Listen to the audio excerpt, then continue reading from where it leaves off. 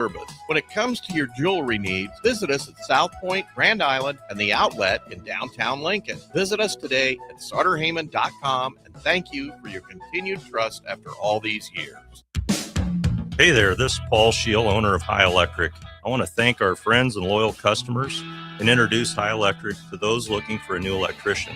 We've been serving the Lincoln and Omaha area for over 30 years, from design to install, upgrades, and repair. If you are a homeowner or a small business needing some electrical work, call us at 402-466-6606 or check us out at hyelectric.com. We look forward to hearing from you.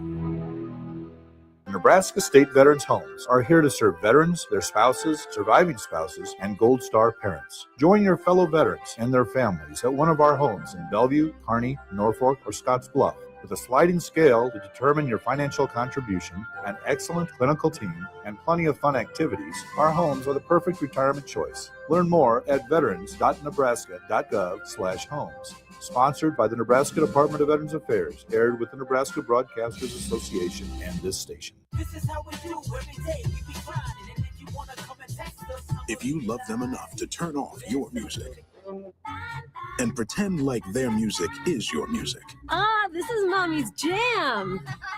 Then surely you'll check nhtsa.gov/the right seat to make sure they're in the right car seat. Let's play it again.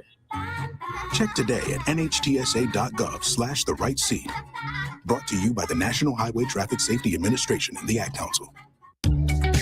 Are you ready for a new opportunity? Check out Sandhills Global. Join a dynamic team where your skills are valued and your career can soar. We offer full-time positions with a 4.5-day work week, competitive pay, excellent benefits, and a positive work environment. From IT and marketing to sales and finance, we're looking for talented individuals just like you.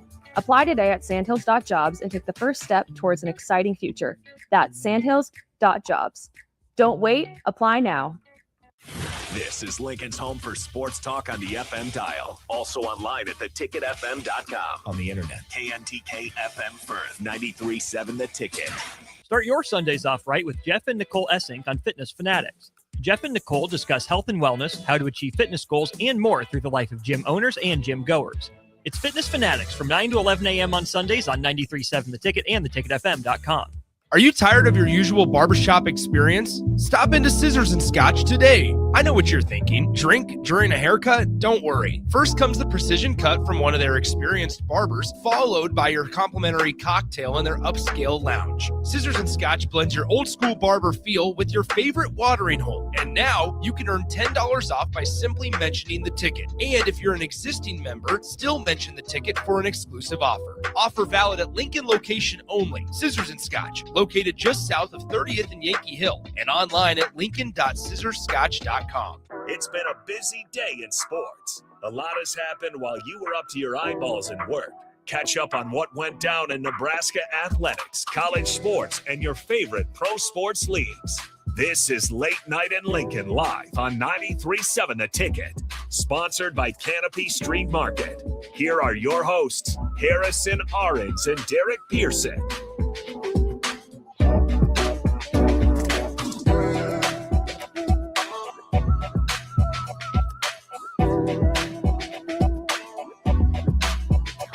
It is 11:01 in the city. Appreciate you hanging out. 56 degrees, 5-6. Looks like the wind's been whipping around. 5-6. Those flags across have been picking up. It has, and that is the signal that we cold weather's enjoy. behind. Yeah, it's 36 tomorrow. So there, it's letting you know whatever's here is being blown out. As a matter of fact, so much so that they've updated the weather. High tomorrow is 39. But there is a chance of snow tomorrow afternoon. Oh, come on. Tomorrow evening. 30% chance. Oh, now the wind is also bleeding into tomorrow. It's pushing this to the front here. I told you it was going to be a thing. I mean, I've grown up in the Midwest enough to know if it's warm out and when it's supposed to be cold and it's windy, Mother Nature's blowing that stuff out real quick, saying that's not where it's supposed to be. Yeah, it was pretty interesting to watch, and it changes. Of course, we're in the middle of the country. So, are you big? Do you track the polar vortex every year? No, but it becomes a thing that especially traveling. You try to measure what you're flying into, what you're not flying into. With the airlines being everything that they are, trying to figure out, okay, what's going to be the best time? Does this strike you as a safe time to fly? Can I plan something, or do I need to really just accept that? Don't plan anything. What's from? I always look at that polar vortex because every now and then you'll have that year where it just splits, and then that sucker sinks down and just sits right on the North America, and it's the worst winters you get when that vortex splits. Yeah, it's simply saying, just be ready. Winter's gonna suck all year. Just don't be, escape. just be there. I'm posting. I need to get this thing out there. Well, unless you change your mind, I think we have something pretty fun coming on the hour here. Yeah, we need to shout out first to Husker women's basketball for the big 50-point win tonight. They stay undefeated. 55-point win. I guess I need to pull up what was it, 87 to I can't remember. Either way, I just bring it out because I was the stat sheet by how Vegas gets as close as they 87-35, 52 points. Okay, so they were under. Still incredible that you're even that close. Well, no, because it was the 20-point game at halftime. In the first quarter, it was a 5-point game. Matter of fact, Omaha led. It was like 12-8 or something. Like they led for a bit. And then, crash and burn. But I want to say that they did pretty well in the first period. And then the Huskers turned up So they were only leading by 5 in the first period. Yeah. And then after that, it was all Nebraska. Yeah. Then it was 26-7 in the second period, and then 22 points, 19 points. Meanwhile, you gave up. Wow, they gave up 13 points in the entire second half. Yeah, I mean, expectations. You're 60+ point favorite, right? Almost 70. Like, okay, like we knew what it was. But it's nice to see him go and do it. Well, to go do it and to have different players get to have their moments and do their thing. Colin Hake led them with 17. That was her career high. The women are ranked number 24 in the country. So there's that. And then, of course, it's a busy week. The men take on. They get into the sweet spot. Here comes Wisconsin tomorrow night at PBA. So there's that. You're into Big Ten play. The ladies will get into their sequence of it, but 2 big ones back to back. You get Wisconsin, and then you travel to Illinois on Saturday. That is a 3:00 tip off.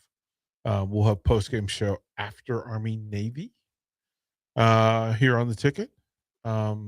Should balance out. We'll have a post-game show Friday night for volleyball, probably 11 o'clock to midnight. 8:30-ish for serve. Yeah, they usually wait like 20-30 minutes. Well, it's going to take her that long to get ready. Right. It'll take her that long to get from PBA. Probably 10:30 from Devaney 11, to here. Yeah. So we're planning it for that. Whoever's manning the board can start it immediately following. We can literally do from match point to we're back in whenever. full force, so we'll be able to cover these things easily for the people out there. Well, that is from your mouth to God's ears, man. It's my expectation that we bring those to the people. Let folks know. The ladies, they will then take on, it's another winnable game, but of course, this is the space that we're in. They will host Illinois State on Sunday at 11 a.m. early tip. We don't know what time volleyball would play Sunday if they win. But the 11 o'clock start pretty much makes the statement. I would imagine 2:30 at the earliest, maybe 5 o'clock later in the afternoon. That's where you what can I'm push. thinking. I don't remember what it was last year. Maybe we can Google and look and see what it was, like what time they actually first served. Because similar rules, right? That I think that they host the regional last year as well. Yes, correct.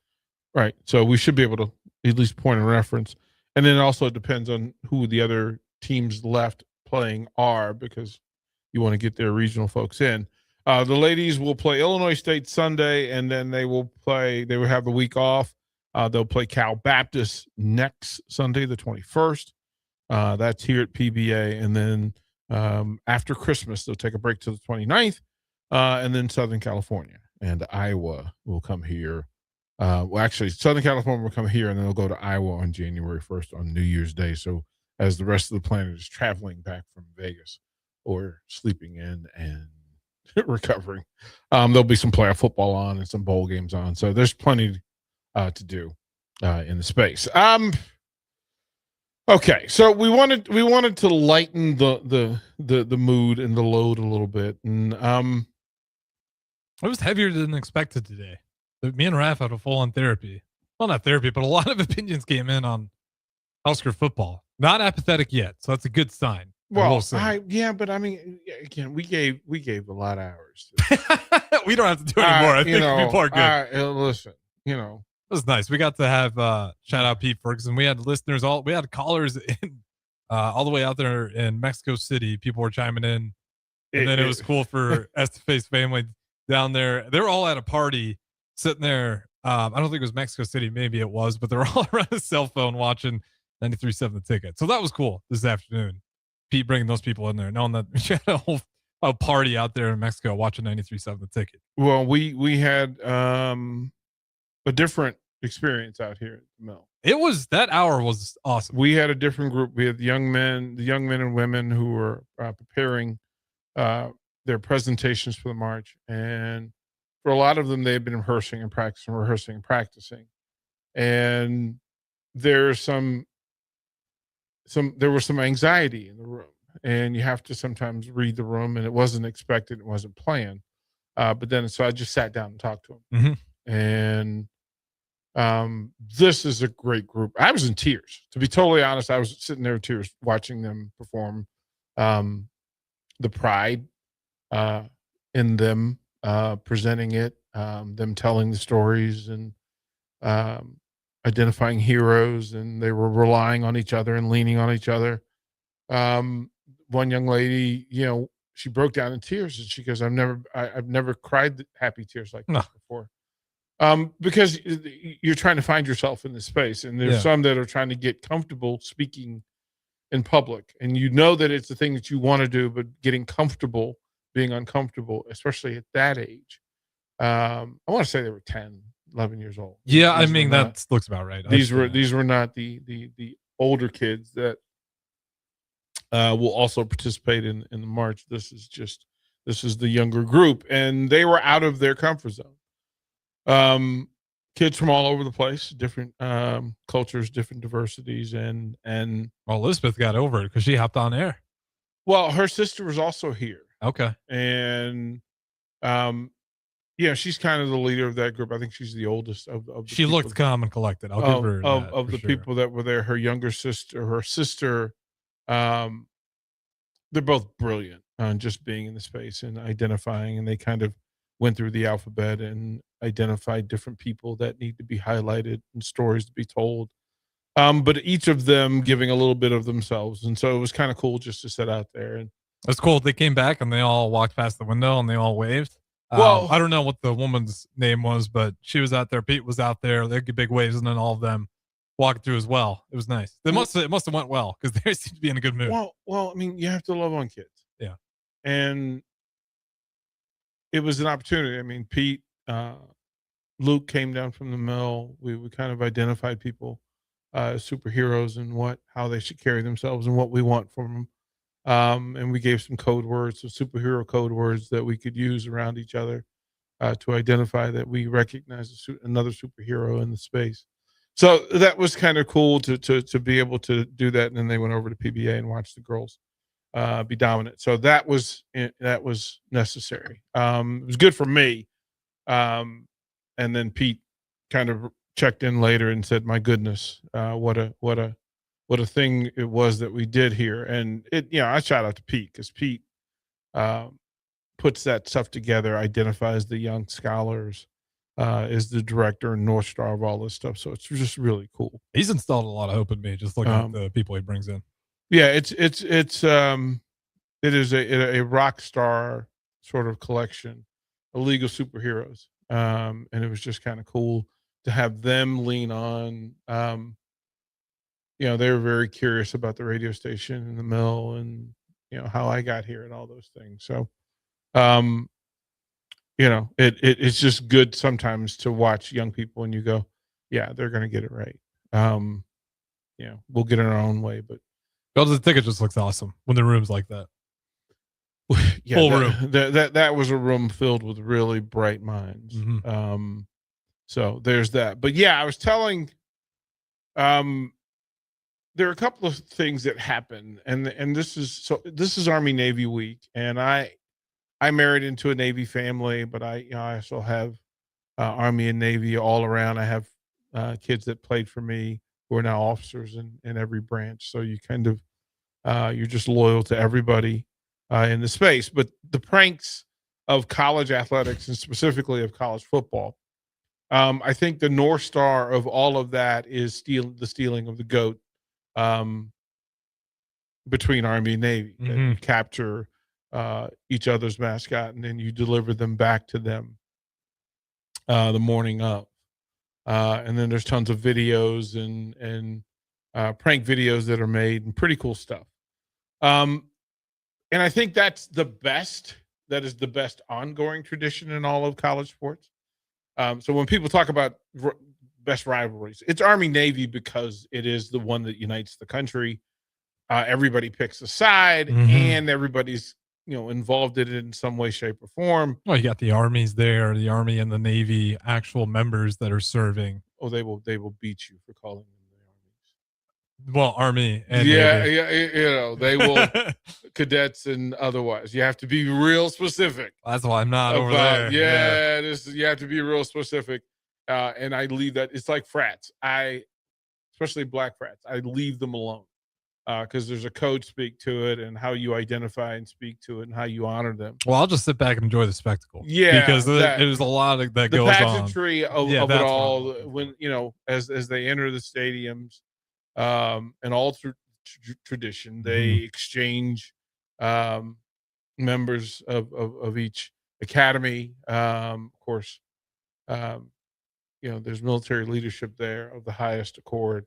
And it's a great event, but it starts with the pranks and traditions. And then I was doing a show in yesterday. It was yesterday, and they were talking about just what's close to that. And there were several, but the one that jumped out to me was 1896. Auburn and Georgia Tech. And Georgia Tech is traveling to Auburn, Alabama to play Auburn in Auburn's first home game. This is the beginning of football. Especially there at Auburn. The commutes will say that. Well, by train. Fully suited up on the train. Yeah, they were full. They were in football uniforms. As a matter of fact, a lot of them had cleats in hand, but cleats and helmets in hand. But some students from Auburn decided that they were going to welcome the Rambling Wreck of Georgia Tech, which they're Yellow Jackets, but Rambling Wreck as an engineering school seems appropriate. They decided that they were going to take pig grease and lard, and they were going to grease the tracks leading into Auburn, Alabama. And this group of students were successful. So much so that when Georgia Tech arrived or got close to town, the train couldn't stop. The train could not stop. The train actually traveled 5 miles into past the city of Auburn into the country. And that's probably early in the year, first game, right? So we're talking sweltering heat. Yeah, summer most likely. It was pretty ridiculous. And they tell the story of the players literally walking and running from the train, from wherever the train was, into Auburn, Alabama. And they were exhausted. I mean, they were in uniforms, and it's a great way to make sure your team has an advantage. because Auburn then went on to win the game 45-0. And they said that, quite frankly, they were just exhausted. Well, that they had a day already. Who knows how thing that far went? Because you said it was about 5 miles. 5 miles of greased up. 5 miles. 5 miles. But then that led us to conversations of great pranks, and of course, Army Navy came into it. But there's several of note. So we're going to go through some of these because these are prolific. These are prolific. We'll start with this because USC and UCLA in a full rivalry. These are neighbors. These are neighbors. And they talk about it, but sometimes the prank doesn't work.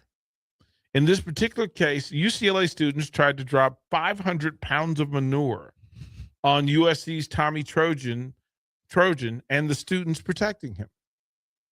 That backfired as the helicopter in which they were riding sucked much of the manure into the rotor blades and onto the unfortunate perpetrator. They're in a helicopter for this? They didn't do the physics on it. Hey, it's USC, man. It's Crap UCLA. Needs to be a little bit heavier. No, you gotta learn. Gotta learn. Gotta learn. Of course, in a recent story that the folks poison the trees at Toomer's Oaks. Yeah. Which you've done too much, people. Like that is the thing to calm down. Can't kill the mascot. That's the rule. Well, you can't kill the mascot. Don't attack trees. Yeah, the iconic. Well, that tree had I think that was iconic. Yeah. In 1941, a stockbroker and a radio announcer created an imaginary college, complete with an imaginary running back as a star, a coach named Hopalong, and a 6-0 record. The two men called newspapers in New York and Philadelphia, singing the praises of Plainfield. It was only when a reporter from Philadelphia went in search of the school that he discovered it was all a hoax. So they created a fake team that was 6-0 for people to talk about. I can't believe you could get away with that back then. You could. People still get away with it. I mean, yeah, that's true. Mantiteo, like the internet is just making it. I do see, ESPN read it off a tweet. That's a fake NBA Centel tweet, and they read it live on air as real journalism. Here's one that there's a cannon encased in concrete in the middle of Cannon Green, University of Princeton.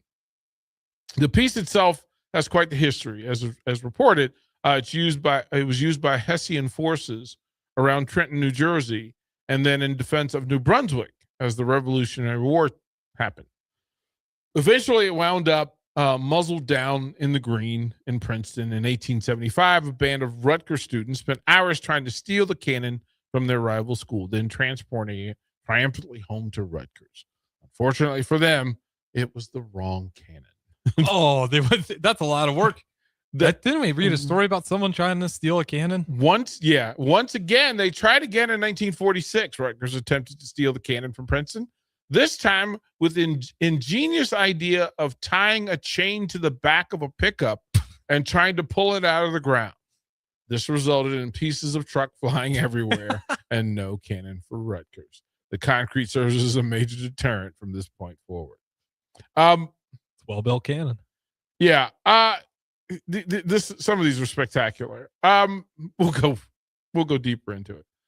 In 1982, MIT pulled off one of the best hacks ever. The only reason it's not higher, it's not of lore, is that MIT doesn't even have a football team. So fair enough. But they pulled this off. The annual Harvard-Yale football game. In 1982, a balloon with MIT written on the sides emerged from the field and began floating over the gridiron. Score one for MIT. This hack of their rival school's game was incredible. Conceived after a different prank failed in 1978, and carried out by a different set of Delta frat boys who have originally invented the plan. It included late-night raids of the stadium, lookouts at stadium towers, and wiring the device to into the irrigation circuit board. So this guy's put in work. The result, a prank that will go down in history as one of the best ever, will be repeated with the same effect. To think about this, it's crazy. Army and Navy starts, again, this rivalry. The two schools have faced each other 115 times since 1890. Navy leads the series 57, 49, and 7. The two mascots, a goat for Navy and a mule for Army, have historically been kidnapped, usually in the week or two leading up to the annual contest. Back in 1991, Navy staged a huge raid to steal Army's mules, a raid which turned out to be successful as the midshipmen got away with all 4 of their mules. The raid was planned as midshipmen visited the clinic where the mules were kept, posing as tourists. The midshipmen took pictures and drew up plans for their raid.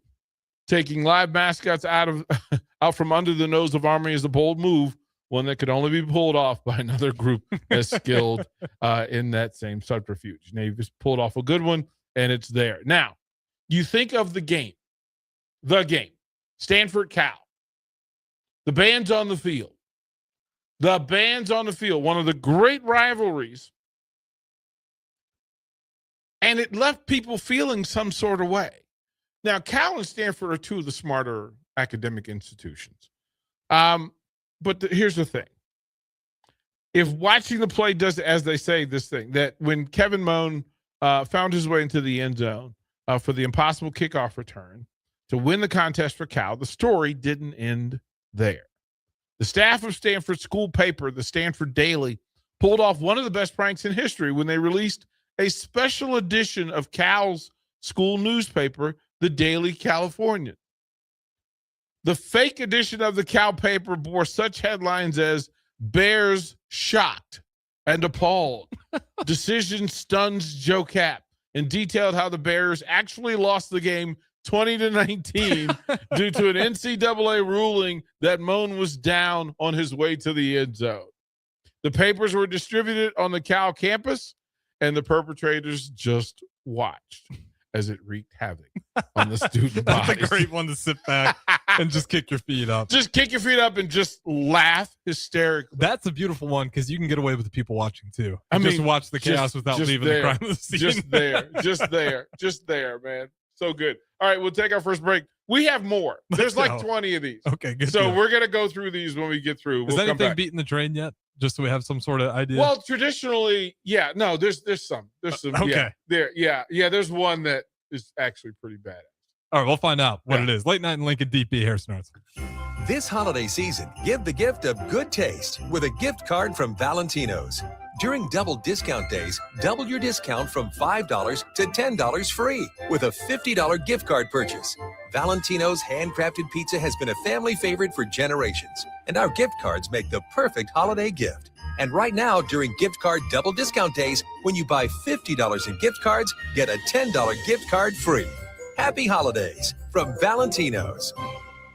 All right, Lincoln, if you're a diesel technician who's ready to earn up to $40 an hour and you're tired of working nights and weekends, listen up. Inland Truck Parts and Service is hiring experienced diesel technicians right here in Lincoln, and they're offering what every hardworking tech wants. Monday through Friday hours, no nights, no weekends, and paid training on advanced diesel technology. With 37 locations across 12 states, career advancement opportunities are endless. Start building towards your future and apply today at inlandtruck.com. That's inlandtruck.com. Or text APPLY to 785-369-1320. From the chant of Husker Power to Allo Fiber powering your home and Husker Nation, Allo is the teammate you can trust. Whether you're streaming at home with Allo Internet, watching on the go with DirecTV through Allo, or checking stats and scores on Allo Mobile, Allo keeps you in the game. Bench the other guys and team up with the official Internet, TV, and mobile partner of the Huskers. Go Gig Red. Visit allofiber.com/Husker Radio. Imagine starting your day with a computer glitch that leaves you feeling stuck, frustrated, and unable to get your work done. You have 1,000,001 things to get done today, and waiting for the tech issue to solve itself isn't one of them. It's time to let Hamilton handle the tech so you don't have to. We help businesses across the state spend more time on what they do best and less time frustrated with office technology. As the official business IT partner of the Huskers, we're focused on providing custom solutions that set you up for success now and in the future. Connect with us today at hamiltonisbusiness.com. Are you ready for a new opportunity? Check out Sandhills Global. Join a dynamic team where your skills are valued and your career can soar. We offer full-time positions with a 4.5-day work week, competitive pay, excellent benefits, and a positive work environment. From IT and marketing to sales and finance, we're looking for talented individuals like you. Apply today at sandhills.jobs and take the first step towards an exciting future. That's sandhills.jobs. Don't wait. Apply now. Rashawn Jackson here for Bauer Infrastructure, a veteran-owned local company proudly serving Lincoln, Lancaster County, and the surrounding areas. Bauer provides quality work at an affordable price, and they're growing rapidly. If you want to experience a career with a fast-paced, family-friendly environment, visit BauerInfrastructure.com. They have top-of-the-line benefits, year-round work, even through the winter. Bauer, usher in the new era of infrastructure to an area near you. And as always, go Big Red. Mike, the insurance company wants us to replace the roof. Wait, what? I thought everything was fine. Yeah, it says right here our roof is too old and they won't be able to cover us anymore. I guess it is 15 years old. Hi, I'm Austin with Roofing Service Company. We help homeowners with their roofing and siding projects. Financing options are available, and we can get you under a new roof no time at all. If this sounds like you, visit roofingservicecompany.com. That is roofingservicecompany.com.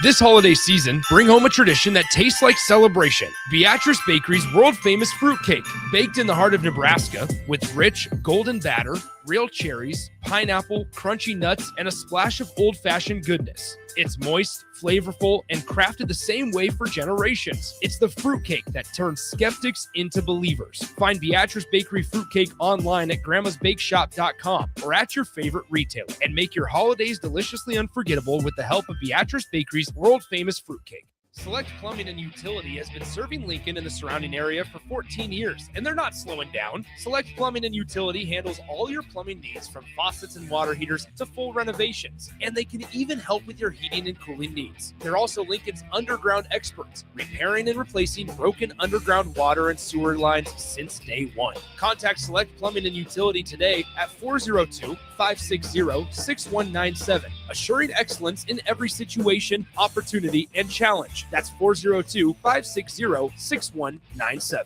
Are you ready to make a difference this holiday season? Schwiezo Construction and TMCO are hosting a diaper drive December 5th through the 19th. They're collecting diapers, pull-ups, and wipes to benefit TMCO Prep Academy, the Nebraska Diaper Bank, and Forward. Drop off your donations at Schwiezo Construction, 93.7 The Ticket, Pine Lake Self-Storage, or White Elm Brewery. Together, we care for our community. For more information, please visit Schwiezo Construction's website or Facebook page today.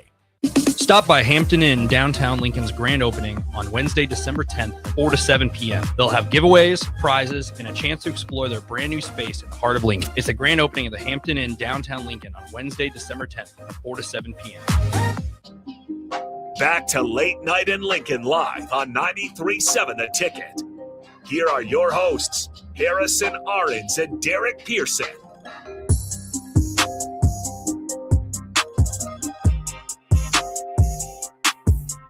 Welcome back. We're talking pranks, college football pranks, specifically college football. And so here's one that we're going to land on. And so the story is as such, that the Harvard Prep Band was founded in 2004. None of its 24 members actually went to Harvard. They created Harvard Pep Band t-shirts. And then they decided that they were going to go and prank Harvard as never done before. They created, the signs you hold up? Mm-hmm. So imagine you're going to the student section and somebody wearing a Harvard pep band T-shirt is handing Harvard students these cards and say, "Hey, we're going to hold these up at halftime."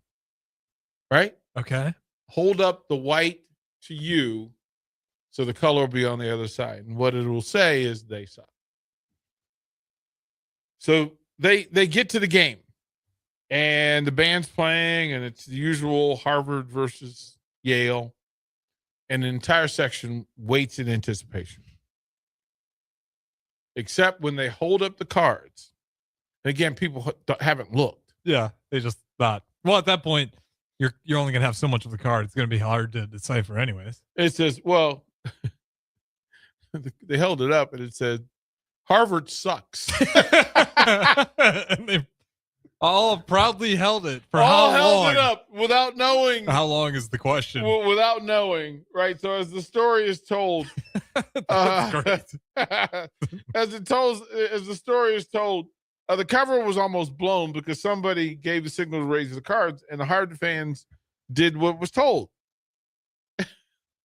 and they held it up, and nobody said a word. Now, similar to that, Caltech. Do you remember? So, did you know? Have you ever heard of Caltech? Yeah, I've heard of it. Right. So Caltech it still exists, but it doesn't have a football team anymore. But there was a time when it did, and Caltech played at the Rose Bowl. Oh, so Caltech was a program. It was a program, right? I did not know that. But before the Yale Harvard prank, Caltech did a thing during the 1961 Rose Bowl between Washington and Minnesota. The Beavers brought attention to themselves by adjusting the Washington flip card show that was to take place at halftime at the granddaddy of them all. A group of Caltech students broke into the locker room where Washington cheerleaders kept their equipment, changed the papers with directions on the flip card, and then sealed it back, left them there. Bold move, breaking into the cheerleading room. Bro, that is diabolical. Especially if you get caught. That's a tough one. Hilarity ensued on national TV. What'd they say? 11 tricks into the card routine at halftime, because there's just a bunch of cards. You just hold them up on time on cue. 11 tricks into it. All's well. This is at halftime. The 12th set showed a beaver, the Caltech mascot, instead of the Washington Husky. But the 14th trick was the crowning jewel. When Washington fans flipped the cards, they read Caltech. The stadium went silent for a few moments as the Washington cheerleaders and fans who saw the cards tried to figure out what is going on. Laughter ensued, and people began to realize that Caltech had, in fact, pranked them. That's a great prank. That is a fantastic... Especially at that scene. That's a big game to pull that off and to execute it that well. Here's another one that involved Cal and Stanford. Okay. In 1998, a group of 5 Cal students liberated the Stanford tree mascot from the Stanford campus. So their mascot is this tree. Mm-hmm. Mr. Black, Mr. Green, Mr. Orange, Mr. White, and Mr. Yellow, the pseudonyms of the 5 used in correspondence following the event, set off an interesting chain of events following the initial theft.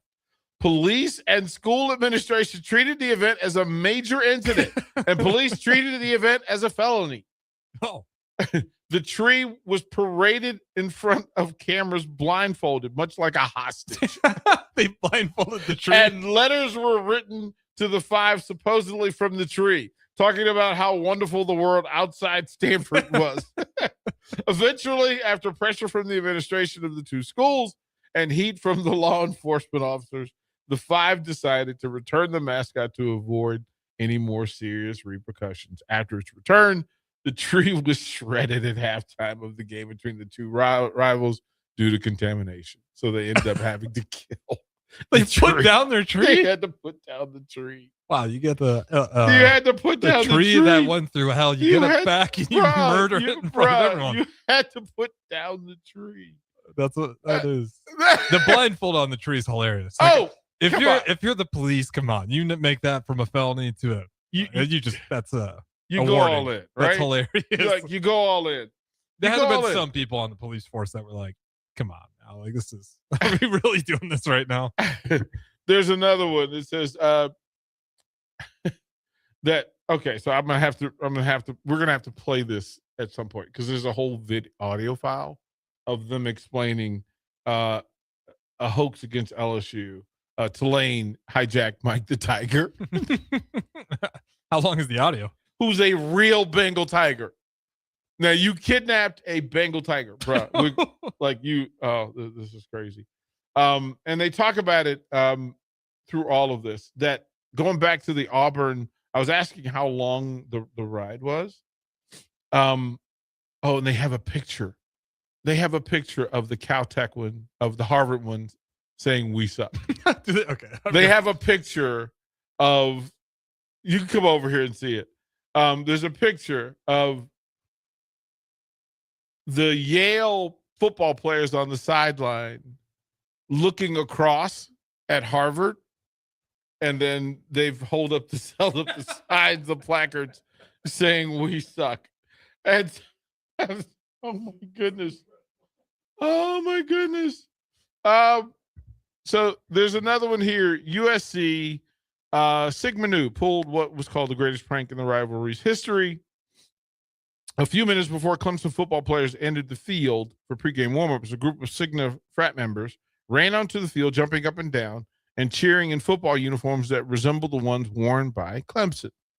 This caused the Clemson band to start playing Tiger Rag, which was followed by the pranksters falling down as they attempted to do calisthenics. They would also do football drills where the guys would drop passes and make them miss the ball when trying to kick it. Clemson fans quickly realized that they had been tricked, and some of them angrily ran onto the field and chased down the pranksters, with security having to protect them and restore order on the field. So there are some great pranks. Quickly, I'm going to just share the we suck one because I did find that image. Just so people know what I'm talking about. Listen, there's so much depth to that just like if you're going that hard, just sitting there right in front of it, looking at him like, really? This is what you're doing. So in the full write-up, and this was from Auburn, it said the 1986 matchup between Auburn and Georgia Tech was destined to be memorable, but nobody could have predicted why. A group of clever odd students hatched a plan that would go down in college football folklore. Armed with grease and determination, they coated the railroad tracks leading to Auburn, knowing the Georgia Tech team would be arriving by train. When the locomotive carrying the visiting team approached the station, the greased rails worked exactly as planned. The train's wheels couldn't grip properly, and it slid right past the Auburn stop. Georgia Tech players, already suited up in their heavy game gear, had no choice but to disembark and trudge several miles back to town on foot. Meanwhile, Auburn fans who had gotten wind of the prank gathered to watch the spectacle unfold, laughing as their exhausted opponents finally arrived. Oh, I didn't know that part. Oh, they watched it. You probably have people every mile. They watched it. The game itself was never competitive. The fatigued Georgia Tech squad, already demoralized before the opening whistle, stood no chance against a fresh and energized Auburn team. The score of 45-0 reflected not only Auburn's dominance, but the psychological and physical toll of the pregame ordeal. The prank cemented its place in gamesmanship ever attempted. Fans get a part of that win. Like, I hope you brought them into the locker room and celebrated with them because they deserve whoever greased those rails. And you can't tell me that didn't play a major factor in that score. But here's the beauty of it, right? That if you tell the story now, immediately there's somebody that goes, that would be a felony now. Somebody could have died. Yeah. Shout out Bo Lever. Immediately was like, can't mess with trains, felony. You just what we talked about earlier today. What are you doing? So it is, I don't know. Does Nebraska do anything? I don't know. I've never heard of a great Nebraska prank. Not ones that I can say on air that were. I've never heard of it. I've seen pep bands, Cal, Stanford, Princeton. Those pep bands tend to get in trouble because they usually do some sarcastic, smarmy thing, right? It constantly happens. But I don't know. Is there a thing that Nebraska has done? Because I would imagine if it had, it would be in a rivalry with Creighton or with Iowa. There's been team pranks on each other, but I don't. There's not a single rivalry prank that I don't know if we've done. So here's another one. Again, Harvard and Yale always in this thing.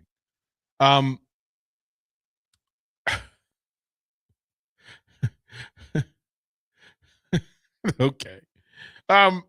They tell the story that okay, I'm going to read the story as it was told. Patrons at a small bar in Pocatello, Idaho, were a bit confused as to why a stranger showed up intent on watching Harvard-Yale one day in 1982. He tried to explain, but no one really paid much attention until he offered to buy all the beer. Had they been listening, they might not have believed him. He was only there because he received a cryptic phone call that consisted of just 3 words: watch the game. Still, the message was received. There was only one reason he could have received such a strange call.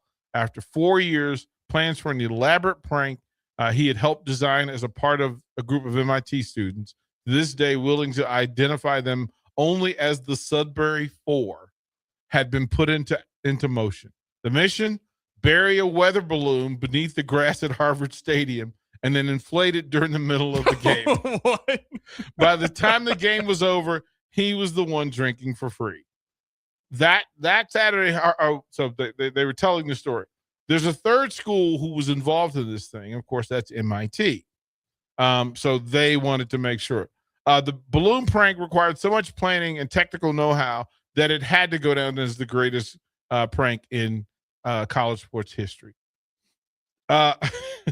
He said, drawing on demolition skills used during the war, they successfully installed primer cord used to detonate large explosives below the grass at Harvard Stadium and had blasting caps ready to spell out MIT in 15-foot letters. I mean, this sounds like a terrorist group activity. They ran wire off the field and would need batteries to set off charges during the game a few days later. However, 2 days before the game, groundspeople noticed excess wire left behind during installation and notified the police. The primer cord was removed from the field, but police left the excess wires untouched. Then in shifts for the next 48 hours, they waited. On the day of the game, the man tasked with setting off the charges was apprehended by a plainclothes police officer under the bleachers just a minute before the game was set to kick off. He was quizzed about why the trench coat he was wearing was full of batteries. So the story goes, he told the officer, all MIT men carry batteries for emergencies. I mean, hell of an answer, considering what you have on. Yeah, you have to trench explain coat. it. In big bold letters on the front page of the Boston Sunday Globe, the next morning it read, avert blast among 57,000 at the Harvard-Yale game. Underneath, explosion plotted by 8 student pranksters, enough nitrate to blow a crater.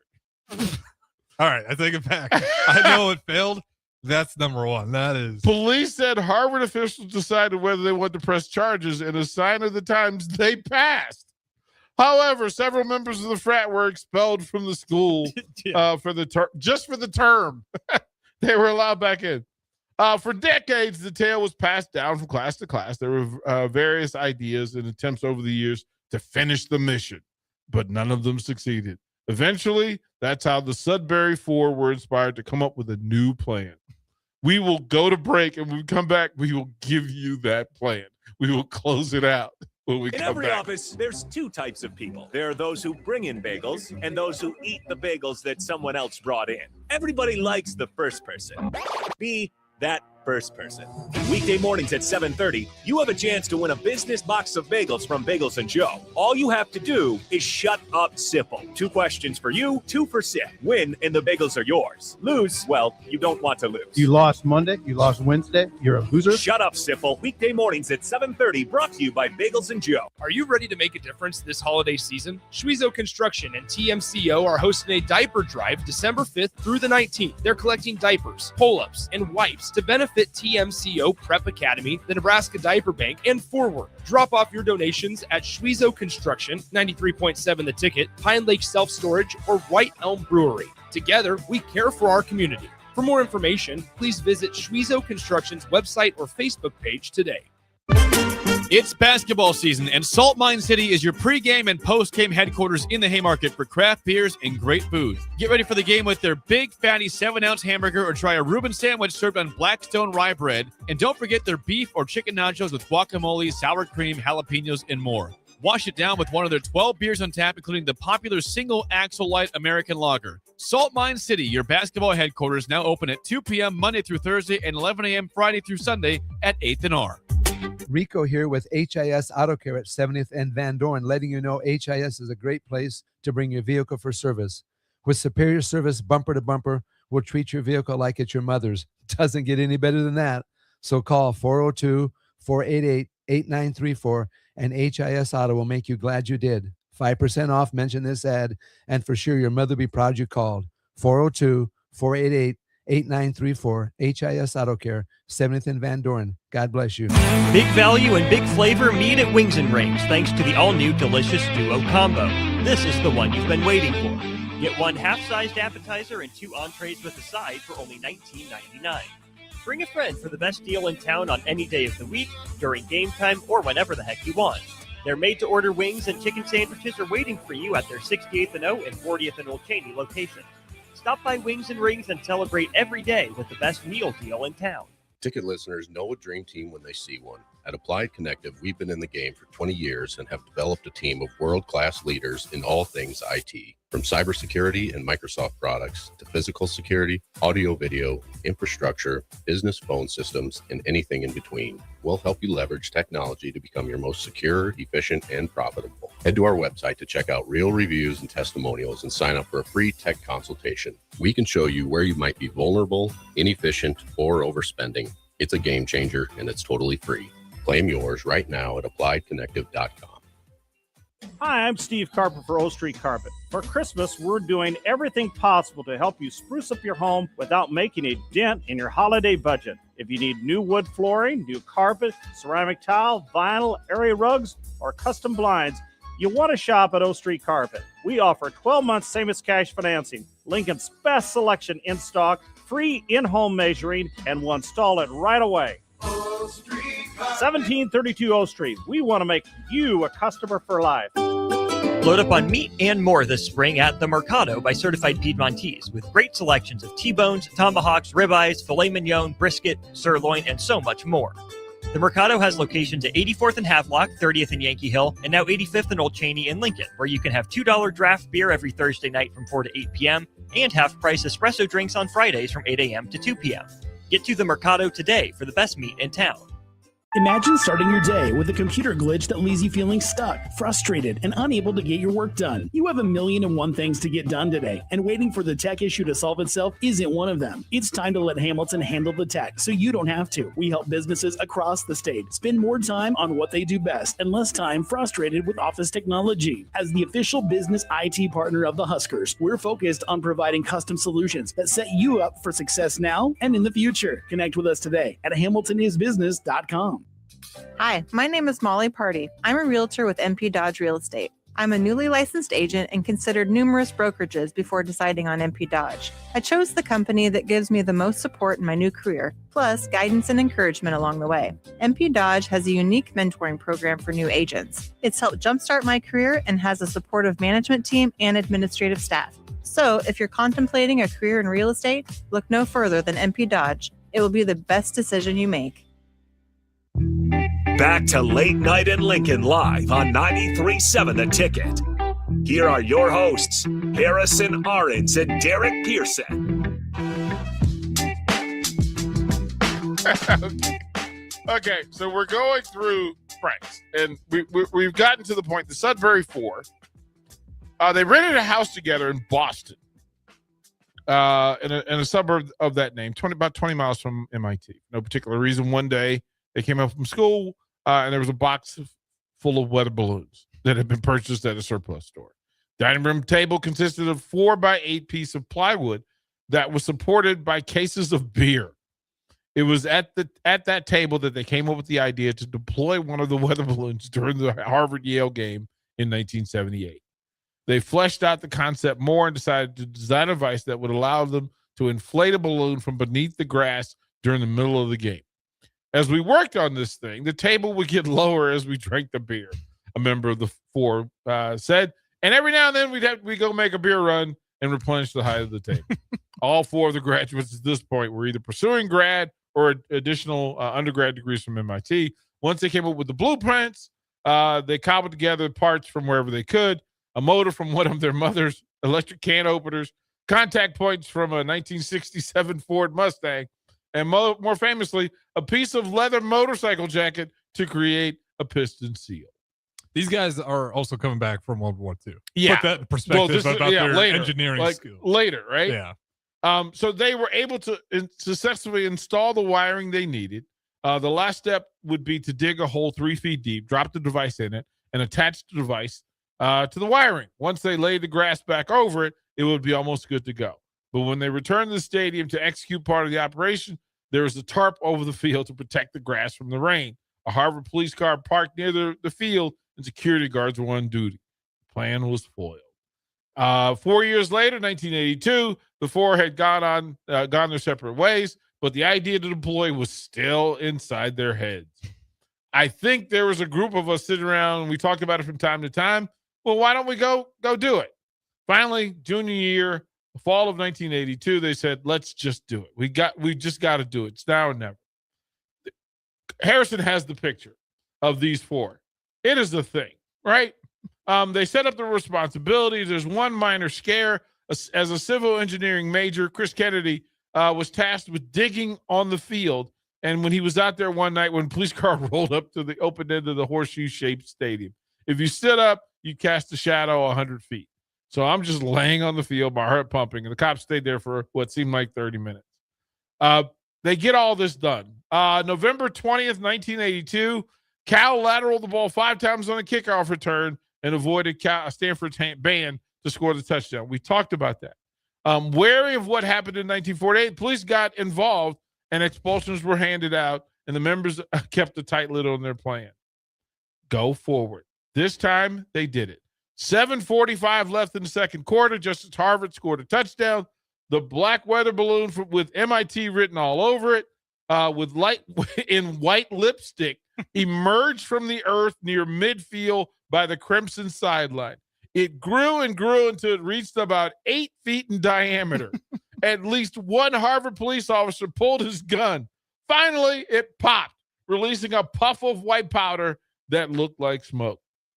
Dave Webster, a recent graduate, had left a note inside the device with instruction on how to put it back in the ground. The game resumed a few minutes later, and Harvard went on to win 45-7. But the real winner, MIT, even without a football team. I love how MIT's in this. They held private on who did this, and then finally they went public. There's a big party at the Deke House the night of the hack, but the members were hesitant to take credit. They finally took credit for it. He says, then there's Paul on the phone. Dean goes, I believe it was the dean calls the frat and says, hey, your frat's already on probation. We thought it was you. Then there's a pause. The phone goes, okay. Dean goes, okay. If you admit to it, you'll be off probation. Without any punishment to fear, they decided to call a news conference that can be found on YouTube. You literally can find the press conference. The Sudbury Four, no one was sure whether there would be much interest. So to entice local media to show up, they promised an open bar. Sure enough, all the local television stations showed up, and after impromptu happy hour of sorts, the Deeks took credit publicly.